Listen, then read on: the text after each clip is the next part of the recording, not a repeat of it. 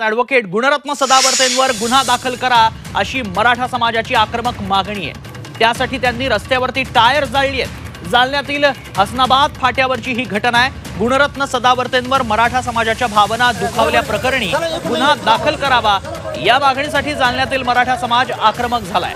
भोकरदन तालुक्यातील हसनाबाद फाट्यावर मराठा समाजाच्या वतीनं रस्त्यावर टायर जाळण्यात आलेत। यावेळी सदावर्तेंवर गुन्हा दाखल करण्याची मागणी मराठा आंदोलकांनी केली आहे। अधिक माहिती जाणून घेणार आहोत। आमचे प्रतिनिधी नितेश महाजन सध्या आपल्या संपर्कात आहेत। नितेश, सध्या परिस्थिती काय? आज हसनाबाद पोलीस स्टेशन मध्ये काही मराठा समाजाचे कार्यकर्ते गेले होते आणि त्यांनी मराठा समाजाच्या भावना दुखावल्या प्रकरणी गुणरत्न सदावर्ते यांच्यावर गुन्हा दाखल करण्याची मागणी केली होती।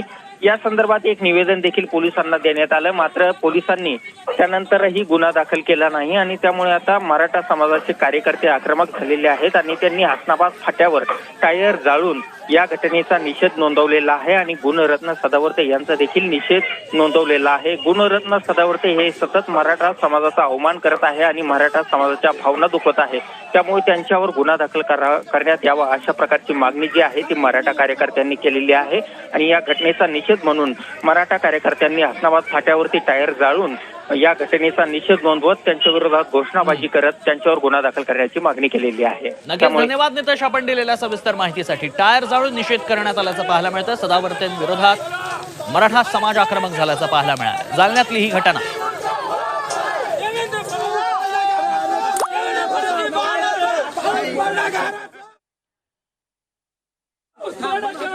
दरम्यान मराठा समाजाबद्दल अपशब्द वापरल्याप्रकरणी गुणरत्न सदावर्तेंच्या अडचणीत वाढ झाली। सदावर्तेंवर गुन्हा दाखल करून अटक करण्याची मागणी धाराशिवच्या कळंब पोलीस स्टेशनमध्ये सकल मराठा समाजाच्या वतीनं करण्यात आली। मनोज जरांगेंची सभा नव्हे जत्रा असं वक्तव्य सदावर्तेंनी केलं होतं, त्यामुळे मराठा समाज आक्रमक झाला असून सदावर्तेंवर कारवाई न केल्यास तीव्र आंदोलन करण्याचा इशारा सकल मराठा समाजाच्या वतीनं करण्यात आला।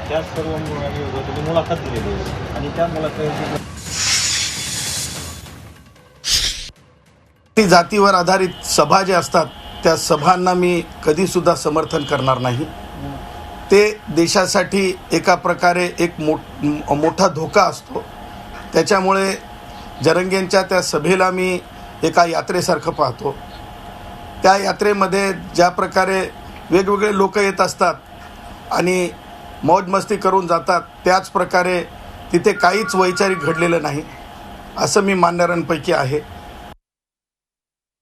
मराठा समाजाला जातीवाचक बोलतो, हिनवून बोलतो, अवहेलना करतो, असे व्हिडिओ तयार करून तो व्हायरल करून जातीमध्ये समाजामध्ये तेढ निर्माण करण्याचं काम हा सदावर्ते करत आलेला आहे। सदावर्त्यावर गुन्हा तात्काळ नोंद करावा, त्याला अटक करावी। जर न झाल्यास कळंब पोलीस स्टेशन समोर आम्ही धरणे आंदोलन घेणार आहोत। आणि अशातच अजित पवारांच्या बालेकिल्ल्यात जरांगे पाटलांची सभा पार पडणार आहे। विशेष म्हणजे जरांगे पाटलांनी दिलेला अल्टिमेटम संपण्यापूर्वी अवघे 4 दिवस दादांच्या बालेकिल्ल्यात जरांगे धडकतात। पुण्यात जरांगेंची सभा कधी होणार आहे बघूया।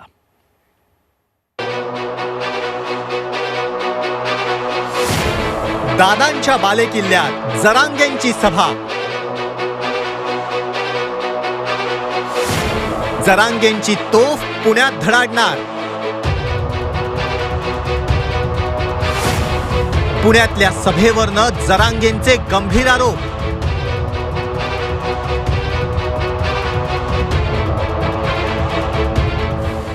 मराठा आरक्षणासाठी आक्रमक झालेल्या मनोज जरांगे पाटलांची शनिवारी जंगी सभा झाली। जालन्यातल्या अंतरवाली सराठीत लाखोंची सभा घेत जरांगेंनी सरकारला अल्टिमेटमची आठवण करून दिली। जालन्यातील ऐतिहासिक सभेनंतर आता अजित पवारांच्या बालेकिल्ल्यात जरांगे पाटील धडक देणार आहेत। पुण्यात जरांगे पाटलांची सभा होतीये, मात्र दादांच्या बालेकिल्ल्यातल्या सभेवरनं जरांगे पाटलांनी सरकारवर गंभीर आरोप केलेत। सभेच्या वेळी इंटरनेट बंद पाडून सभा फ्लॉप करण्याचा प्रयत्न असल्याचा आरोप जरांगेंनी केलाय। जरी त्यांनी मीडियाचं नेट, आमचं नेट जरी बंद केलं असलं तरी तुमचं नेट बंद करायचं जनतेच्या हातात आहे, हे लक्षात राहू दे। की आम्ही लोकांना पाणी पाजू शकलो असतो, मोटरी चालू असते तर मोटरी सुरू करावं, तर आमच्या रानात पाणी नाही राहिलं, भांड्यात सुद्धा नाही राहिलं। मोटर सुरू करायचं ठरवलं आम्ही तर मोटर लाईटच नव्हती। हिंसाचार मनोज जरांगे घडून आणणार असं स्टेटमेंट झालं। ते सरकार पक्षाचेच कार्यकर्ते आहेत ते सुद्धा, म्हणजे तुम्हाला घडून आणायचा होता का नाही घडला? करोडोनं मराठा आलेला होता, करोडोनी. पुण्यातल्या राजगुरुनगर इथे 20 ऑक्टोबरला जरांगे पाटलांची सभा होतीये. खेड शिवापूर मराठा मोर्चाकडून जरांगेंच्या सभेची जय्यत तयारी सुरू करण्यात आली आहे. जरांगेंनी सरकारला दिलेला अल्टिमेटम 24 ऑक्टोबरला संपतोय.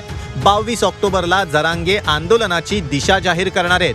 यापूर्वी मराठवाड्यात अनेक जिल्ह्यात जरांगे पाटलांचं शक्ती प्रदर्शन पाहायला मिळालं. मात्र पहिल्यांदाच मराठवाड्याबाहेर जरांगेंची जंगी सभा होईल.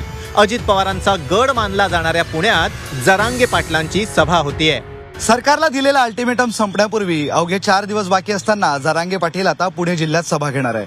पुणे जिल्हा म्हणजे अजित पवारांचा बालेकिल्ला. त्यामुळे या जिल्ह्यातनं सरकारला जरांगे पाटील काय इशारा देतात हे पाहणं महत्त्वाचं ठरणार आहे. जुन्नरहून हेमंत चापुडेसह मी विशाल करोळे, झी मीडिया, छत्रपती संभाजीनगर. तर ओबीसीमध्ये मराठा समाजाचा समावेश करण्याची मागणी मनोज जरांगे पाटलांनी केली. त्यानंतर ओबीसी नेते अस्वस्थ झाले. आगामी काळातील निवडणुकांसाठी राजकीय पक्षांकडनं आता ओबीसी बैठकांचा सपाटा लावला जातोय. मराठी ओबीसी वाद शमण्याचा हा प्रयत्न आहे की राजकीय समीकरण? बघूया.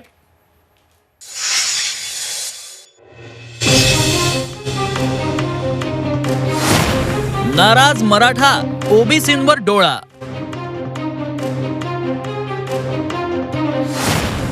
राजकीय पक्षांकडून ओबीसी बैठकांचा सपाटा.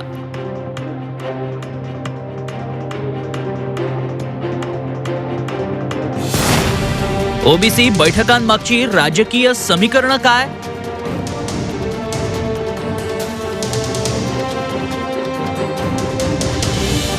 राज्यात गेल्या काही महिन्यांपासून जातीय आरक्षणासाठी कुठं मोर्चे, कुठं उपोषणं झाली. मराठा आंदोलनासाठी मनोज जरांगेंनी 17 दिवस उपोषण केलं. मात्र मराठ्यांना ओबीसीतून आरक्षण देण्याची मागणी त्यांच्याकडून करण्यात आल्यानं तमाम ओबीसी नेते अस्वस्थ झाले. त्यानंतर कधी मराठा नेत्यांकडून तर कधी ओबीसी नेत्यांकडून आरक्षणाबाबत वेगवेगळी विधानं करण्यात आली. आता मात्र राजकीय पक्षांकडून ओबीसी मतांना आकर्षित करण्यासाठी बैठकांचं आयोजन केलं जात आहे. एकाच दिवशी भाजप काँग्रेसची ओबीसी सेलची बैठक बोलावण्यात आली होती. ओबीसींसाठी भाजपनंही मोर्चे बांधणी सुरू केली आहे. भाजपच्या मुंबईतील बैठकीत विश्वकर्मा योजना ओबीसी महाकुंभ सभेबाबत चर्चा करण्यात आल्याची माहिती प्रदेशाध्यक्ष चंद्रशेखर बावनकुळेंनी दिली. महाराष्ट्रामधून 18 पगड जातींसह ओबीसी समाजात विश्वकर्मा योजनेच्या माध्यमातून रोजगार, प्रशिक्षण आणि उद्योग देण्याचा भाजपचा प्रयत्न असणार आहे. 3 लाख परिवाराकडे ही योजना पोहोचेल. तसंच 20 लाख परिवारांना या योजनेचा लाभ होईल असंही बावनकुळे म्हणाले. दरम्यान काँग्रेसमध्ये शीतयुद्ध सुरू असल्याचा टोला बावनकुळेंनी लगावलाय. तर काँग्रेसही जातनिहाय जनगणनेचा मुद्दा आणि ओबीसी समाजाचे प्रश्न लोकांपर्यंत पोहोचवण्यासाठी संवाद यात्रा काढणार असल्याची माहिती काँग्रेसचे प्रदेशाध्यक्ष नाना पटोलेंनी दिली आहे. तर राज्य सरकार ओबीसींवर रोज अन्याय करत असल्याचा पलटवार पटोलेंनी केलाय. पटोलेजी आणि वडट्टीवारमध्ये आता सध्या मोठं शीतयुद्ध सुरू आहे. हे महाराष्ट्र बघताय. वडट्टीवारजींना विरोधी पक्षनेते म्हणून काहीतरी बोलावं लागतं म्हणून ते बोलतात. मागे ते ओबीसी मंत्री असताना त्यांनी घोषणा खूप केल्या होत्या. आम्ही हॉस्टेल चालू करू, आम्ही ओबीसीची मोठ बांधतो आहे. आम्ही त्यांना समर्थन दिलं, बाबा चांगलं काम करताय. पण 2.5 वर्ष काहीच झालं नाही महाराष्ट्रामध्ये. विरोधी पक्ष नेते शासनाने जे काही आता ओबीसीवर अन्याय करतात आहे त्याच्याबद्दलच्या अन्यायाच्या विरोधातली एक मीटिंग विरोधी पक्ष नेते घेऊ शकतात. त्याला काय अडचण काय त्याच्यामध्ये? शासन रोज ओबीसीवर अन्याय करतो आहे. गेल्या 5 वर्षापासून ओबीसीच्या मुलांची शिष्यवृत्ती मिळाली नाही आणि हे संघटनेचं आहे. संघटनेचे सगळे राज्यातले काँग्रेसचे ओबीसी सेलचे आमचे अध्यक्ष भानुदास माळी आणि त्यांची सगळी टीम या ठिकाणी आलेली आहे. त्यांचा एक आढावा आम्ही इथं ठेवलेला आहे. त्यामुळे 2 भाग वेगळे आहेत. राज्यातील राजकीय पक्षांकडून अचानक ओबीसी बैठकांचा सपाटा का लावला जातोय? बघूया. जरांगे पाटलांच्या आंदोलनामुळे मराठा आरक्षणाची मागणी पुन्हा मुख्य प्रवाहात आली. जरांगेंच्या कुणबी प्रमाणपत्र देण्याच्या मागणी विरोधात ओबीसी महासंघ आक्रमक झाला. जरांगेंच्या मागणीमुळे ओबीसी समाजात संभ्रम आहे. आरक्षण प्रश्न कायम असल्यानं मराठा समाज नाराज असल्यानं ओबीसी मतांवर डोळा. ओबीसीमध्ये मराठा समाज आल्यास आरक्षणाचा टक्का कमी होणार असल्याची भीती ओबीसी समाजाला आहे. आगामी काळातील निवडणुका लक्षात घेता आता भाजप आणि काँग्रेसचे ओबीसी सेल कामाला लागलेत. त्यामुळं मराठा आणि ओबीसी यांच्यातील वाद शमवण्याचा प्रयत्न हा राजकीय पक्षांकडून होताना दिसतोय. त्यासाठी विविध आश्वासनांचं ताट हे आंदोलनकर्त्यांपुढे ठेवले जाईल यात तीळ मात्र शंका नाही. गणेश कवडेसह कृष्णात पाटील, झी मीडिया, मुंबई. आणि अर्थातच याच मुद्द्यावर इनसाइड स्टोरीच्या एडिटर्स टेकमधून जाणून घेऊ ज्येष्ठ पत्रकार शैलेंद्र तनपुरे सर यांच्याकडनं. सर, कसं बघता तुम्ही या मुद्द्याकडे? काही वर्षापूर्वी आपल्याला आठवत असेल की व्ही पी सिंग पंतप्रधान असताना त्यांनी मंडल आयोग लागू केला आणि देशात खऱ्या अर्थानं क्रांती झाली असं म्हणता येईल किंवा बहुजन क्रांती झाली असं म्हणता येईल. त्यानंतर ओबीसी हा एक मोठा समाज घटक, हा वोट बँक तयार झाली. आता पुन्हा एकदा बिहारच्या मुख्यमंत्री नितीश कुमार यांनी जातगणना केल्यानंतर ओबीसींची संख्या तिथली एकूण पुढे आली आहे आणि आता सर्वच राज्यांमध्ये ओबीसींची जातगणना करावी किंवा एकूणच जनगणना करावी अशी मागणी पुढे येते आहे. भारतीय जनता पक्षानं केंद्रीय स्तरावर ही मागणी पूर्णतः फेटाळली असली तरी ओबीसींचं महत्त्व लक्षात घेता साधारणतः प्रत्येक राज्यांमधले प्रमुख नेते ओबीसींच्या हक्कासाठी आम्ही सक्षम आहोत असं म्हणतायत आणि जात जनगणना व्हावी असं म्हणतायत. प्रत्यक्षात भारतीय जनता पक्षाने अजून ही मागणी मान्य केलेली नाही. परंतु हे म्हणजे झाकली मूठ 1.25 लाखाची असं आहे.